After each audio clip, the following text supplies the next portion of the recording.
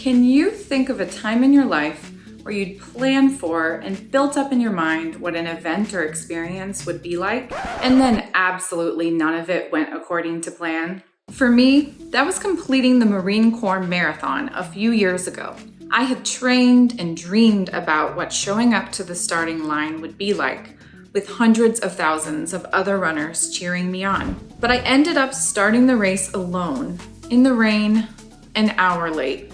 I finished the race barely, but the experience could have been a more enjoyable one if I had planned to expect the unexpected along the way. Which is why today we are sharing 4 tips to help you successfully implement your strategic plan by planning for the unexpected. Hi, I'm Dana Britt. I'm a former educator and district administrator, and for the past 6 years, I've been helping districts across the country create and implement a variety of plans, from personalized learning plans to strategic plans. Just like my marathon experience, I've met some district leaders who have built up their strategic plan in their minds, and now are finding that the implementation isn't what they thought it would be. So we hope these 4 tips for a successful strategic plan implementation that expects the unexpected can make your plan a highlight for everyone involved. If you're looking for more content or support around strategic planning, teacher retention, school leadership, and much more, check out our website at edelements.com for tons of free resources. Tip number 1, empower teams to jump into the work.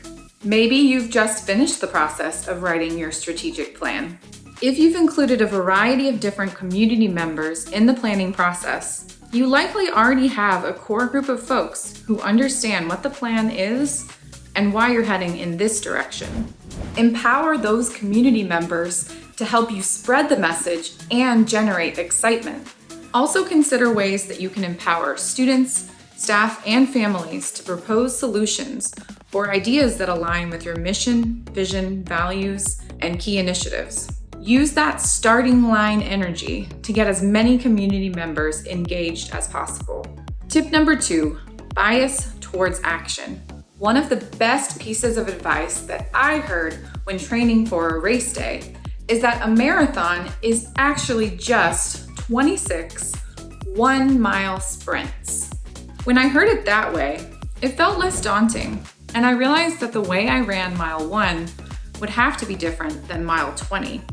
If you haven't already, take your strategic plan and divide the big pieces of work into quarterly sprints. Set goals, milestones, and actions for your first couple of sprints. Having a bias to action means finding the small tweaks and changes you can begin to make as soon as possible to achieve your goals. And when you feel stuck on what to do next, ensure your teams have a bias to action so that you don't let the great be the enemy of the good. Tip number 3, reflect and iterate. US General and President Dwight Eisenhower said, "In preparing for battle, I have always found that plans are useless, but planning is indispensable." When I first heard this, I balked at it. I think plans are essential. But what I think President Eisenhower is getting at is that plans alone aren't enough. It's the process of reflection and iteration throughout the implementation of the plan that truly matters, not the plan itself. At the end of each of your sprints, schedule dedicated time to reflect on what worked and what didn't in the implementation process.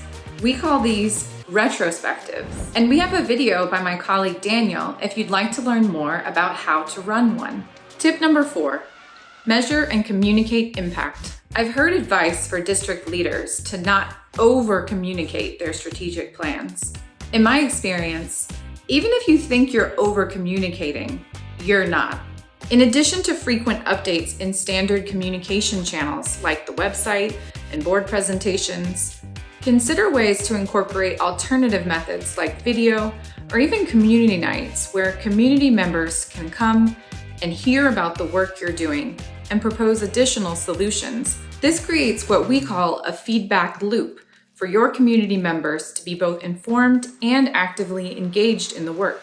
Considering what to communicate, if you're stuck, it's always a great idea to revisit the why for the work. In this case, your mission and vision, and the impact you're working towards for students, staff, and families.